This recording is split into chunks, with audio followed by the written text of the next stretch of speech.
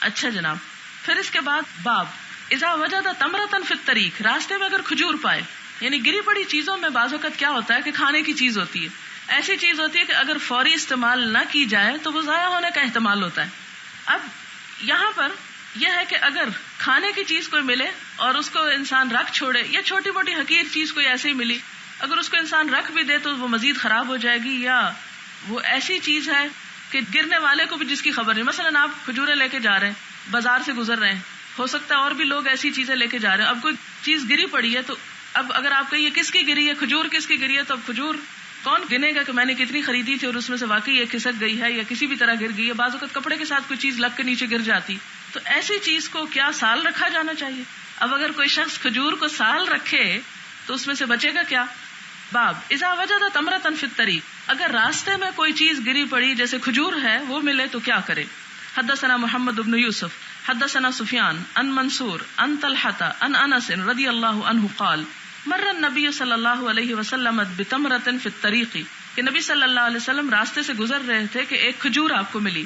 فقال، تو آپ نے فرمایا لولا انی اخاف ان تکون من الصدقۃ لاکلتها، کہ اگر مجھے یہ ڈر نہ ہوتا کہ یہ صدقہ کی کھجور ہے تو میں اس کو کھا لیتا.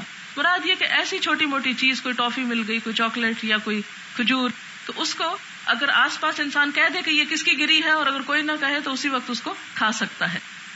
تو آپ نے فرمایا کہ اگر مجھے یہ ڈر نہ ہوتا کہ یہ صدقہ کی کھجور ہے تو میں اس کو کھا لیتا، کہ ہو سکتا ہے کہ کہیں صدقہ کی ہو. اور آپ کو یہ شک کیوں پڑا؟ اس لیے کہ آپ صدقات چونکہ تقسیم کرتے تھے تو آپ کے خیال میں ہو سکتا ہے کہ وہ کسی کپڑے کے ساتھ لگ کر وہ آ گئی ہو اور وہاں سے پھر گر پڑی ہو نیچے. تو اس شک کی وجہ سے کہ آپ نے قریب ہی صدقے کی کھجوریں تقسیم کی تھی اور ہو سکتا تھا کہ وہ انہی میں سے ایک ہو، اس لیے آپ نے اس کو ترک کر دی. اس میں پھر ایک یہی اصول ملتا ہے کہ دا ما یریبک الی ما لا یریبک، کہ جس چیز کے بارے میں شک ہو جائے اس چیز کو چھوڑ دو. وقال یحییٰ حدثنا سفیان حدثنی منصور وقال زائدہ عن منصور عن طلحۃ حدثنا انس وحدثنا محمد بن مقاتل اخبرنا عبد الله اخبرنا معمر عن حمام بن منبه عن ابی ہریرہ رضی اللہ عنہ عن النبی صلی اللہ علیہ وسلم قال، نبی صلی اللہ علیہ وسلم نے فرمایا انی لانقلب الی اہلی، کہ میں پلٹ کر جاتا ہوں اپنے گھر والوں کے پاس. فاجد التمرۃ، میں پاتا ہوں کھجور، ساقطۃ گری ہوئی، علی فراشی، اپنے بستر پر. فارفعها لاکلها، پھر میں اس کو اٹھاتا ہوں کہ اسے کھا لوں. ثم اخشى، پھر مجھے ڈر ہوتا ہے، ان تکون صدقۃ، کہ شاید یہ صدقے کی ہو. فالقیها، تو میں اس کو پھینک دیتا ہوں. اب یہ اس حدیث میں پچھلی حدیث کی مزید وضاحت ہو جاتی کہ انی لانقلب الی اہلی، کہ جیسے صدقہ وغیرہ تقسیم کر کے میں اپنے گھر جاتا ہوں یا باہر سے گھر جاتا ہوں اور پھر میں اپنے بستر پر گری پڑی کھجور پاتا ہوں، تو مراد یہ کہ وہ شاید کسی کپڑے سے لگ کر گھر میں آ جاتی ہے اور بستر پہ آ گرتی ہے، لہٰذا میں اسے اٹھاتا ہوں کہ کھا لوں، لیکن چھوڑ دیتا ہوں کہ شاید یہ صدقے کی کھجوروں میں سے کوئی کسی بھی طرح منتقل ہو کے یہاں پہنچ گئی ہے، تو میں اسے نہیں کھاتا، چھوڑ دیتا ہوں. باب کیف تعرف لقطۃ اہل مکہ، مکہ والوں کے گری پڑی چیز کو کس طرح اعلان کرانا چاہیے. وقال طاؤس عن ابن عباس رضی اللہ عنہما عن النبی صلی اللہ علیہ وسلم قال، نبی صلی اللہ علیہ وسلم نے فرمایا لا یلتقط لقطتها، نہ اٹھایا جائے گا اس کی کوئی لقطہ، یعنی نہ کوئی اٹھائے اس کی گری پڑی چیز کو مگر اس کا اعلان کروانے والا، الا من عرفها، مگر جو اس کی پہچان کرائے. یعنی مکہ کا حکم بھی مکہ کے علاوہ شہروں کی طرح ہی ہے، یعنی چونکہ مکہ حرم ہے، وہاں کا درخت نہیں توڑ سکتے، گھاس نہیں توڑ سکتے، تو کیا گری پڑی چیز اٹھا سکتے ہیں؟ ہاں اٹھا سکتے ہیں، اور اٹھا کر اسی طرح اعلان کرایا جائے گا جیسے اور شہروں میں کیا جاتا ہے. وقال خالد عن اکرمۃ عن ابن عباس عن النبی صلی اللہ علیہ وسلم قال لا تلتقط لقطتها الا معرف، نہ اٹھائے کوئی گری پڑی چیز مگر اس کی پہچان کرانے والا.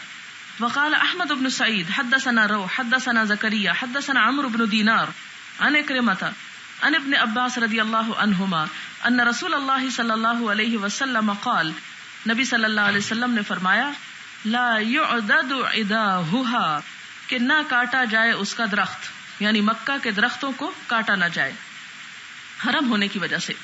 ولا ينفر صيدها، اور نہ اس کا شکار بھگایا جائے. کس لیے نہ بھگایا جائے؟ ہراساں کرنے کے لیے. یا اگر وہ سائے میں بیٹھا ہے تو اس کو ہٹا کے خود وہاں بیٹھنے کے لیے اس کی اجازت نہیں. ولا تحل لقطتها، اور نہیں حلال ہوتا اس کا لقطہ الا لمنشد، مگر اعلان کرنے والے کے لیے. ولا یختلا خلاها، اور نہ اس کی گھاس کاٹی جائے. فقال عباس یا رسول اللہ الا الازخر، تو حضرت عباس نے کہا کہ اللہ کے رسول صلی اللہ علیہ وسلم مگر ازخر، یعنی ازخر گھاس کے کاٹنے کی اجازت ہے. فقال الا الازخر، تو آپ نے فرمایا کہ ہاں ازخر، کیونکہ وہ خوشبو کا کام دیتی تھی ان کے سناروں لوہاروں کے لیے اور مردوں کے لیے، اور اس سے گھر میں لیپ بھی کیا جاتا تھا. حدثنا يحيى بن موسى حدثنا الوليد بن المسلم حدثنا الأوزاعي حدثني يحيى بن أبي كثير قال حدثني أبو سلمة بن عبد الرحمن قال حدثني أبو هريرة رضي الله عنه قال لما فتح الله على رسوله صلى الله عليه وسلم مكة قام في الناس فحمد الله وأثنى عليه ثم قال إن الله حبس عن مكة القتل. فتح مکہ کے موقع پر نبی صلی اللہ علیہ وسلم نے حمد و ثنا کے بعد خطبہ ارشاد فرمایا کہ بے شک اللہ تعالیٰ نے حبس عن مکۃ القتل، مکہ سے قتل کو روک دیا، یعنی مکہ میں کسی کو قتل نہیں کیا جا سکتا. وسلط علیہا رسولہ والمؤمنین، اور اپنے پیغمبر محمد صلی اللہ علیہ وسلم اور مسلمانوں کو، مومنوں کو مکہ پر تسلط عطا فرمایا، یعنی حکومت دی. فإنہا، پس بے شک وہ کون، مکہ، لا تحل لأحد، کسی کے لیے حلال نہیں ہو سکتا، کان قبلی، جو مجھ سے پہلے تھا، وإنہا احلت لی ساعۃ من نہار، اور میرے لیے بھی ایک دن کی گھڑی کے لیے حلال کیا گیا. وإنہا لا تحل لأحد بعدی، اور میرے بعد بھی کسی کے لیے حلال نہیں ہو سکتا. فلا ينفر صیدها، تو اس کا شکار بھگایا نہ جائے. ولا يختلى شوکها، اور اس کا کانٹا بھی اکھیڑا نہ جائے یا کاٹا نہ جائے. ولا تحل ساقطتها الا لمنشد، اور وہاں کی گری پڑی چیز کو نہ اٹھایا جائے مگر اعلان کرانے والا اسے اٹھا سکتا ہے. مفہوم یہ ہے. ولا تحل، اور نہیں حلال ہو سکتا، ساقطتها یعنی اس کی گری پڑی چیز، الا لمنشد مگر اعلان کرانے والے کے لیے. ومن قتل له قتیل، اور جس کے لیے کوئی مقتول مارا جائے، فہو بخیر النظرین، تو اس کو دو چیزوں میں ایک کا اختیار ہے. اما ان یفدیہ، خواہ یہ کہ وہ فدیہ لے لے، و اما ان یقیدہ، یا قصاص لے لے. فقال العباس، یعنی اگر مکہ میں کسی کا کوئی عزیز مارا جائے تو اسے خود سے اس شخص کو مارنے کا حق نہیں ہے، اسے پکڑنے کا حق نہیں. ہاں اس کی اجازت ہے کہ قتل کے بدلے میں یا تو وہ دیت قبول کر لے، یعنی فدیہ لے لے، پیسے لے لے، یا پھر اسے باقاعدہ طور پر قانون کے تحت سزا دی جائے، اس سے قصاص لیا جائے. قصاص ایک شخص ذاتی طور پر کسی سے نہیں لے سکتا، وہ عدالت میں مقدمہ جاتا ہے اور اس کے بعد اس کے گردن اڑائے جانے کا حکم ملتا ہے. اور جیسا کہ آپ جانتے ہیں کہ اب بھی مکہ میں برسرے بازار گردنیں اڑائی جاتی ہیں اور ہاتھ کاٹے جاتے ہیں، کیونکہ قرآن کا بھی حکم یہی ہے کہ حدود کو جاری کرنے کے وقت کیا کیا جائے، مسلمانوں کا ایک گروہ جو ہے وہ حاضر رہے تاکہ ان کے لیے عبرت کا سامان ہو. یعنی اس سے مراد یہ کہ جو حدود کا نافذ کرنا ہے وہ مکہ میں بھی ہوگا. یعنی اس کے حرام ہونے کا یا حرم ہونے کا مطلب یہ نہیں کہ وہاں چوروں اور مجرموں اور قاتلوں اور ڈاکوؤں کو چھوڑ دیا جائے کہ یہ حرم ہے، نہیں، ان کو بھی سزا دی جائے گی. فقال العباس الا الازخر، مگر ازخر گھاس، فإنا نجعله لقبورنا، ہم اسے اپنی قبروں کے لیے استعمال کرتے ہیں، وبیوتنا، اور اپنے گھروں کے لیے. فقال رسول اللہ صلی اللہ علیہ وسلم الا الازخر، تو آپ صلی اللہ علیہ وسلم نے ازخر کی اجازت دی. فقام ابو شاہ، ابو شاہ ایک شخص تھا، رجل من اہل الیمن، یمن والوں میں سے تھا، تو وہ کھڑا ہو گیا. فقال، تو کہنے لگا، اکتبوا لی یا رسول اللہ، اے اللہ کے رسول صلی اللہ علیہ وسلم، یہ باتیں جو آپ نے فرمائی ہیں یہ مجھے لکھ دیجئے. فقال رسول اللہ صلی اللہ علیہ وسلم، آپ صلی اللہ علیہ وسلم نے فرمایا، اکتبوا لابی شاہ، ابو شاہ کو لکھ دو. قلت للاوزاعی، میں نے اوزاعی سے کہا، یہ راوی کہتے ما قولہ، اس کے کہنے کا کیا مطلب تھا، اکتبوا لی یا رسول اللہ، کہ یا رسول اللہ میرے لیے لکھوا دیجئے. قال هذه الخطبة، یعنی وہ کیا لکھوانا چاہتا تھا، تو انہوں نے بتایا کہ هذه الخطبة التي سمعها من رسول اللہ صلی اللہ علیہ وسلم، کہ ابو شاہ وہ خطبہ لکھوانا چاہتا تھا جو فتح مکہ کے موقع پر نبی صلی اللہ علیہ وسلم نے ڈیلیور کیا تھا، یعنی اس میں جو احکامات تھے وہ لکھوائے جا رہے تھے۔ باب لا تحلب ماشیۃ احد بغیر اذنہ، کسی شخص کا جانور اس کی اجازت کے بغیر اس کا دودھ نہیں نکالا جا سکتا، یعنی یہ بھی ایک چوری شمار ہوتی ہے۔ یعنی شہروں میں تو اس قسم کے مسائل نہیں ہوتے، لیکن اسلام صرف شہروں کے لیے نہیں آیا، دیہاتوں میں اور ایسی جگہوں پر یعنی اسلام ہر ایک کی ضرورت ہے، خواہ کو پڑھا لکھا ہے یا جاہل ہے، کیونکہ ایسی جہالت پڑھے لکھے لوگ بھی کرتے ہیں۔ تو کسی کی مرغی کا انڈا اٹھانے کی اجازت نہیں، یا کسی کا جانور بغیر اس کے مالک کے دوہ لینے کی اجازت نہیں۔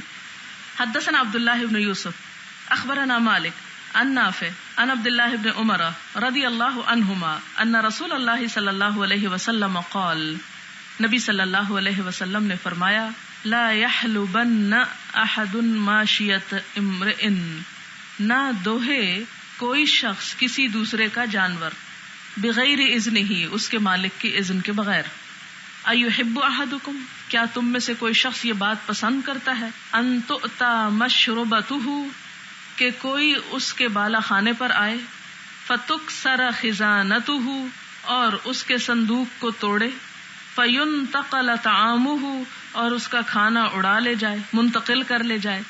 یعنی یہ ایسا ہی ہے کسی کے جانور کا دودھ نکالنا جیسے کسی کے گھر میں داخل ہو کے اس کا صندوق توڑ کے اس کے کھانے پینے کی چیزیں نکال کے لے جانا، فریج کھول کے اس میں سے کچھ اڑا لے جانا۔ فَإِنَّمَا تَحْزِنُ لَهُمْ دُرُوعُ مَوَاشِيهِمْ، تخزن ہے کیونکہ ان کے لیے ان کے جو جانوروں کے تھن ہوتے ہیں، دروع درع کی جمع ہے، ان کے جو جانوروں کے تھن ہیں یہ کیا ہے؟ یہ بھی دراصل خزانے ہیں یا صندوق ہیں، کس چیز کے؟ اطعماتہم، ان کے کھانوں کے، یعنی ان کے جانوروں کے جو تھن ہیں وہ اپنے مالک کے لیے کیا ہے؟ کھانے پینے کی چیزوں کے ایک طرح سے صندوق ہیں۔ فلا يحلبن ماشیۃ احد الا باذنہ، لہذا کوئی شخص کسی کا جانور اس کی اجازت کے بغیر نہ دوہے۔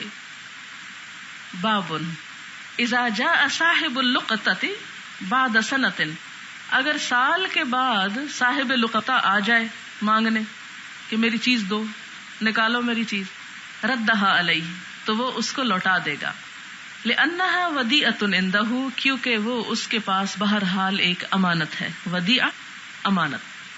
حدثنا قتيبة بن سعيد حدثنا اسماعيل بن جعفر عن ربيعة ابن عبد الرحمن عن يزيد مولى المنبعث عن زيد بن خالد الجهني رضي الله عنه ان رجلا سأل رسول الله صلى الله عليه وسلم عن اللقطة قال عرفها سنة ثم عرف وكاءها وإفاسها ثم استنفق بها فإن جاء ربها فأدها إليه قالوا يا رسول الله فضالة الغنم قال خذها فإنما هي لك أو لأخيك أو للذئب قال يا رسول الله فضالة الإبل قال فغضب رسول الله صلى الله عليه وسلم حتى احمرت وجنتاه، نبی صلی اللہ علیہ وسلم شدید غصے میں آ گئے یہاں تک کہ آپ کے دونوں گال سرخ ہو گئے، او احمر وجهه، یا آپ کا چہرہ لال ہو گیا، ثم قال ما لك ولها، یہ کیسے سوال کرتے تمہارا اونٹ سے کیا مطلب، معها حذاؤها وسقاؤها حتى يلقاها ربها، اس کے ساتھ اس کا موزہ، اس کا کھر اور اس کی تھیلی یعنی اس کا مشکیزہ موجود ہے یہاں تک کہ اس کا مالک اس کو آ ملے، یعنی جو اونٹ کا مالک ہے وہ اونٹ کو ڈھونڈ لے، پا لے۔ باب هل يأخذ اللقطة ولا يدعها تضيع حتى لا يأخذها من لا يستحق، حل کیا یاخذ لے لے اللقطۃ گری پڑی چیز، یعنی گری پڑی چیز کو اٹھا لینا بہتر ہے، ولا یدعها، اور اس کو نہ چھوڑے، یعنی ایسے پڑا نہ رہنے دے، تضیع کہ ضائع ہو جائے، حتی لا یاخذها من لا یستحق، اس لیے کہ کوئی غیر مستحق اس کو نہ اٹھا لے، یعنی ایسا شخص نہ اٹھا لے کہ جو اسے ضائع کر دے۔ تو کسی کے مال کی حفاظت کی نیت سے اس کو اٹھانا جو ہے یہ باعث ثواب ہے، لیکن اگر نیت ہو اپنا پیٹ بھرنے کی تو پھر ثواب کی بجائے عذاب ہوگا۔ اچھا کبھی سوچا آپ نے کہ عموماً لوگ اس بات پہ بہت خوش ہوتے کہ مجھے فلاں چیز مل گئی، مجھے آج اتنے پیسے ملے، مجھے فلاں پڑا ہوا زیور مل گیا۔ اب اپنے مال سے بڑھ کر خوشی ہوتی ہے لوگوں کو کسی دوسرے کا گم شدہ مال حاصل کرنے پر، یہ ایک شیطانی وسوسہ ہوتا ہے اور وہ انسان کے لیے غلط کاموں کو خوشنما بنا کے پیش کرتا ہے.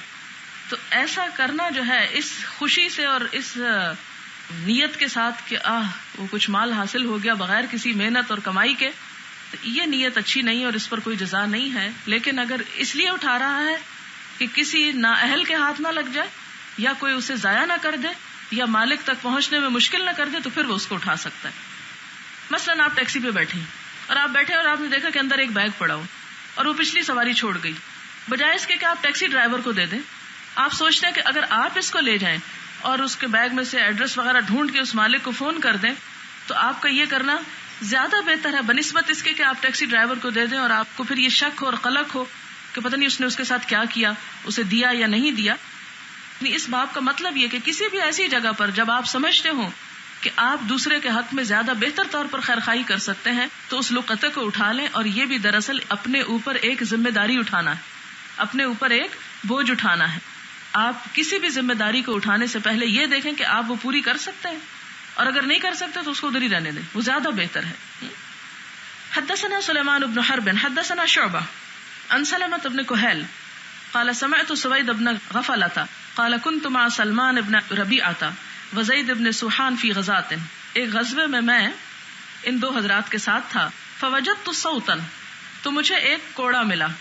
فقال علی، تو اس نے مجھ سے کہا القہ، اس کو پھینک دو، چھوڑ دو، اس کو مت اٹھاؤ. قلت لا، میں نے کہا نہیں. ولکن ان وجدت صاحبہ، اگر میں نے اس کے مالک کو پا لیا، والا استمتعت به، ادروائز میں خود اس سے فائدہ اٹھاؤں گا، ایک چیز ملی ہے کیوں پھینکوں. فلما رجعنا، پھر جب ہم پلٹے، حججنا، تو ہم نے حج کیا. فمررت بالمدینہ، تو میں مدینہ کے پاس سے گزرا. فسألت ابی بن کعب رضی اللہ عنہ، تو میں نے ابی بن کعب سے اس کے بارے میں پوچھا. فقال، تو اس نے کہا کہ وجدت سرۃ، میں نے بھی ایک تھیلی پائی تھی، علی عہد النبی صلی اللہ علیہ وسلم، نبی صلی اللہ علیہ وسلم کے زمانے میں، فیہا 100 دینار، جس میں 100 دینار تھے. فاتیت بها النبی صلی اللہ علیہ وسلم، میں نبی صلی اللہ علیہ وسلم کے پاس اسے لے آیا. فقال، تو آپ نے فرمایا عرفها حولا، اسے 1 سال پہچان کراؤ. فعرفتها حولا ثم اتيت فقال عرفها حولا فعرفتها حولا ثم اتيته فقال عرفها حولا فعرفتها حولا ثم اتيته الرابع فقال اعرف عدتها ووقاءها ووعاءها فان جاء صاحبها والا استمتع بها. یہ وہی حدیث ہے جو پیچھے بھی گزر چکے ابی بن کعب کی. حدثنا ابدان قال اخبرني ابي عن شعبة عن سلمة بهذا قال فلقيته بعد بمكة فقال لا ادري اثلاثة احوال او حولا واحدا. یہ بھی بات گزر چکی کہ مجھے نہیں یاد، راوی کہتے ہیں مجھے شک ہے کہ 3 سال کی بات تھی یا 1 کی، لیکن جمہور علماء کی رائے یہ ہے کہ 1 سال کی بات کافی ہے کیونکہ یہ شک سے خالی ہے. باب من عرف اللقطة ولم يدفع على السلطان، جو شخص لقطہ کی پہچان کرائے لیکن اسے حاکم کے سپرد نہ کرے تو کیا ایسا کر سکتا ہے؟ مثلاً اگر کسی نے راہ چلتے ہوئے ایک تھیلی سونے کی زیورات کی اس کو ملی ہے، اب وہ اسے اٹھا لیتا ہے اور اس کا اعلان کرتا ہے، لیکن اسے بیت المال میں جمع نہیں کراتا یا حکومت کو نہیں دیتا، اپنے ہی پاس رکھتا ہے، تو کیا اس کا اسے اپنے پاس رکھنا جائز ہے یا اس پہ یہ لازم آتا ہے کہ وہ اس چیز کو جا کے حاکم کے سپرد کر دے؟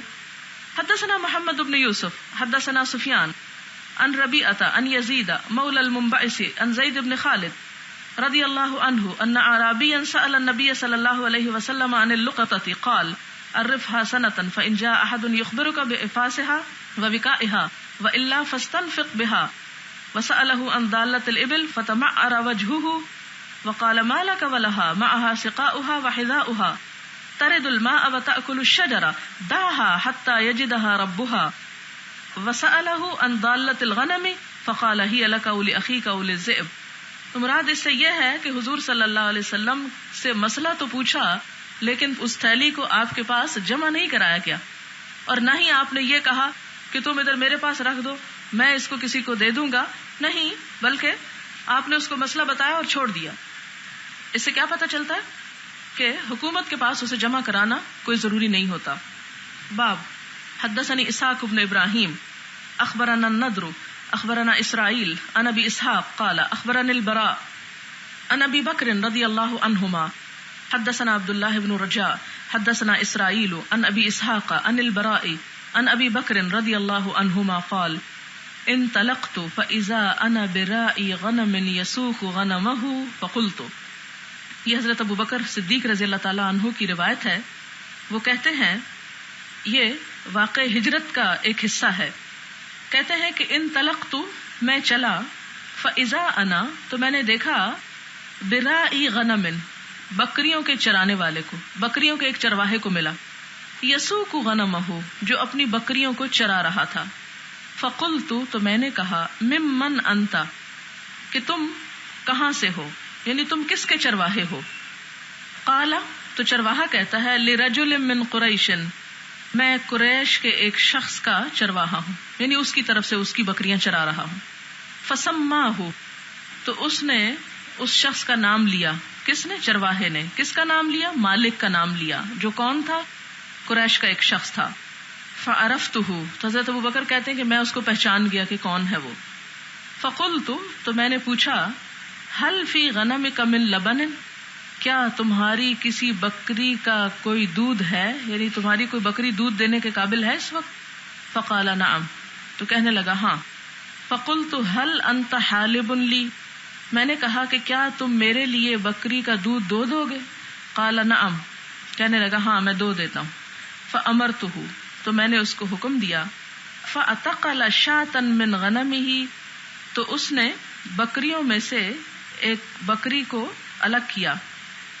ثم پھر میں نے امرتہ اس کو حکم دیا ان ينفض درعہا کہ جھاڑ لے, صاف کر لے اس کے تھن کو. یعنی چونکہ صحرا کا علاقہ تھا, مٹی غبار پڑا ہوا تھا, تو میں نے اسے کہا کہ اس بکری کا تھن صاف کرو من الغبار غبار سے.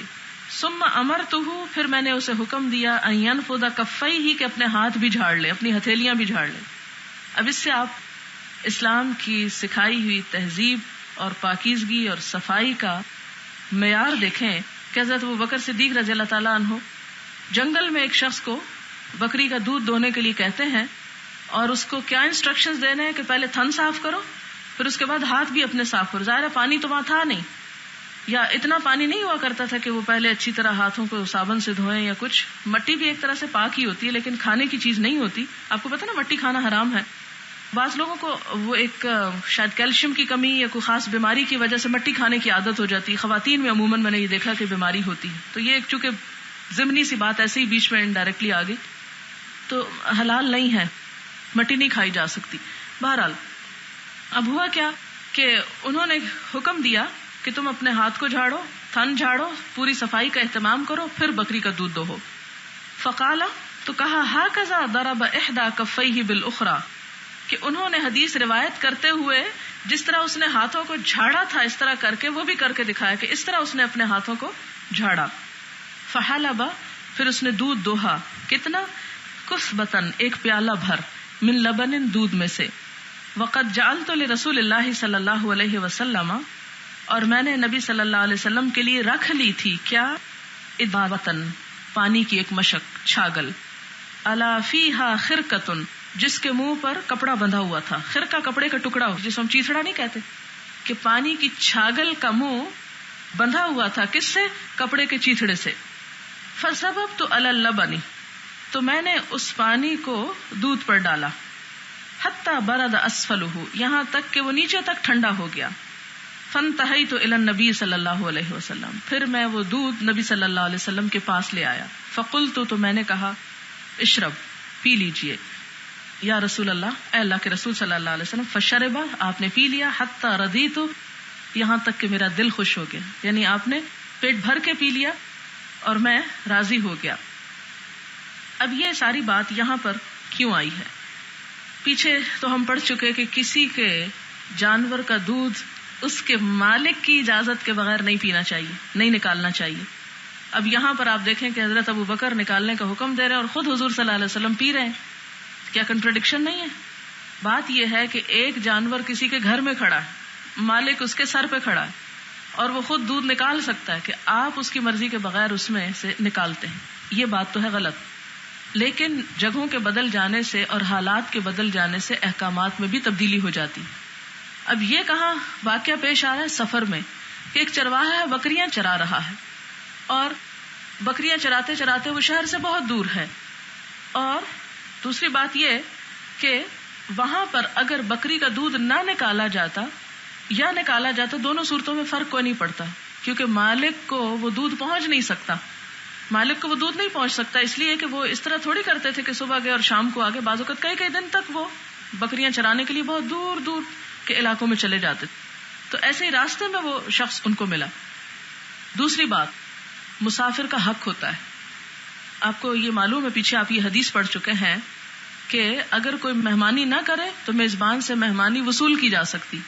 اور اس میں وہ حدیث بھی آپ کو یاد ہوگا، آپ نے پڑھی ہوگی، کہ جس میں ایک قبیلے کے سردار کو بچھو نے کاٹ لیا اور انہوں نے مہمانی کرنے سے انکار کر دیا تھا، تو پھر انہوں نے مہمانی نکلوائی اس طریقے سے. تو عربوں کے ہاں انڈرسٹوڈ تھا کہ مسافر کا ایک حق ہے.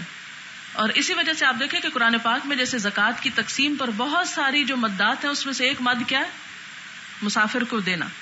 تو مسافر جو ہے اپنے گھر میں خواہ کتنا ہی مالدار کیوں نہ ہو، جب وہ سفر میں ہے تو اس کو زکوٰۃ میں سے بھی دیا جا سکتا ہے. اب آپ کہیں گے کہ حضور صلی اللہ علیہ وسلم پہ تو صدقہ زکوٰۃ نہیں لگتی تھی، تو یہ جو مسافر کا حق دیا جا رہا تھا، یہ مالک کوئی زکوٰۃ نکال کے نہیں دے رہا تھا، یہ صرف سفر میں ایک مسافر کا حق دیا جا رہا تھا. پھر اسی طرح کھانے پینے کی چھوٹی موٹی چیز جو ہے راستے میں گری پڑی جو مل جائے اسے کھایا جا سکتا ہے. تو یہ دودھ بھی جو اگر تھن سے نہ نکالا جاتا تو ایک طرح سے خراب ہی ہو جاتا. تو راہ چلتے ہوئے ایک طرح سے لقطے کے حکم میں یہ بات بھی آ گئی. اس لیے حضرت ابوبکر نے دودھ نکلوایا اور آپ صلی اللہ علیہ وسلم نے اس کو بخوشی پیا اور اچھی طرح پیا کہ حضرت ابوبکر کو اطمینان ہو گیا.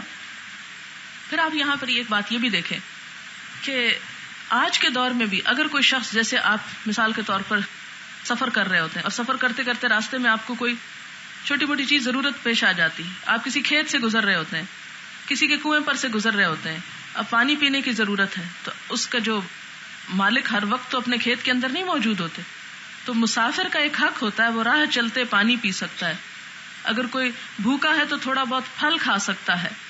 یہ نہیں کہ گھر سے بھوکے اٹھ کے آ کے لوگوں کے باغ توڑ کے کھانا شروع کر دیں، لیکن مسافر کا حکم یہاں بیان کیا جا رہا ہے، عام گھروں میں رہنے والوں کا نہیں. لیکن ایسی سچویشن جس میں اس وقت حضرت ابوبکر اور حضور صلی اللہ علیہ وسلم تھے کہ مکہ والوں نے نکال دیا تھا اور آپ ہجرت کر کے مدینہ تشریف لے جا رہے تھے، تو ایسی صورتحال میں جبکہ انسان واقعی مسافری کی حالت میں ہو، تو کسی کھیت سے گزر رہا ہو تو وہاں سے کچھ پھل بھی کھا سکتا ہے اور اسی طرح دودھ بھی پی سکتا ہے یا پانی پی سکتا ہے یا اور چھوٹی موٹی ضرورت کی چیز جو ہے مالک کی اجازت کے بغیر بھی دے سکتا. اسی طرح یہ کہا گیا کہ جو کسی چیز پر مقرر ہوتا ہے، مثلا ایک شخص ایک باغ میں مالی کی حیثیت سے ہے، تو اگر کوئی ضرورت مند یا سائل آ جاتا ہے اور مالک نہیں ہے تو چھوٹی موٹی ضرورت کی چیز جو ہے جو معاون میں آ جاتی ہے وہ مالک کی اجازت کے بغیر بھی دے سکتا ہے. اسی طرح گھر میں ایک عورت ہے، مال شوہر کا ہے، لیکن اس میں سے وہ کیا کر سکتی ہے، خود بھی کھا سکتی ہے اور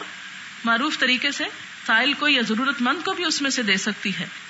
چھوٹی موٹی کسی راہ چلتے کی ضرورت پوری کر دینا اس کی اجازت ہوتی. مثلا آپ کے گھر میں کک ہے، اب وہ کھانا پکا رہا ہے یا پکا چکا ہے، اتنے میں کوئی سائل آ جاتا ہے تو آپ نے اس کو اتنی تو اجازت دے رکھی ہے کہ وہ معروف طریقے سے اگر کوئی چیز رکھی ہوئی ہے ایسی کہ جو زائدہ ضرورت ہے یا ایون سب کے کھانے کا کھانا، تو اس میں سے تھوڑی سی چیز وہ دے سکتا ہے. کیوں؟ وفی اموالہم حق للسائل والمحروم. تو وہ حق بعض اوقات انسان خود اپنے ہاتھ سے نکال کے دیتا اور بعض اوقات معروف طریقے سے چھوٹی موٹی چیز اس طرح دینے کی اجازت ہوتی ہے جب تک کہ اس کی اصل کو نقصان نہ پہنچے. ہاں اگر مالک کو نقصان پہنچانے کا اندیشہ ہو، یا جس طرح یتیم کے مال پر جو ذمہ دار ہوتے ہیں ان کو کیا حق ہوتا ہے کہ اس میں سے خود بھی معروف طریقے سے کھا سکتے ہیں، لیکن اگر کوئی جلدی اور اسراف کر رہا ہے کہ بڑے ہو کر یہ مال کا مطالبہ کریں گے تو وہ نیت کی خرابی کی وجہ سے ایک ناحق بات ہوگی جس کی اجازت نہیں ہے. تو اصل میں تو وہ مقاصد اور روح سمجھنے کی ضرورت ہے، نہ کہ صرف بظاہر چند احکامات کو. اسی وجہ سے بہت سے لوگ یہ شکایت کرتے جی احادیث میں کنٹراڈکشن ہے. اب اگر آپ خود پڑھیں گے بیٹھ کے تو یہ کنٹراڈکشن ضرور نظر آئے گی کہ وہاں منع کیا گیا کسی کا دودھ دوہنے سے اور یہاں پر آپ صلی اللہ علیہ وسلم پی رہے ہیں. تو جو دشمنان دین ہیں وہ عموماً اس طرح کی احادیث کو سامنے لا کے جو ہے لوگوں کے اندر فتنہ و فساد پیدا کرتے ہیں یا اسلام سے بددل کرتے ہیں.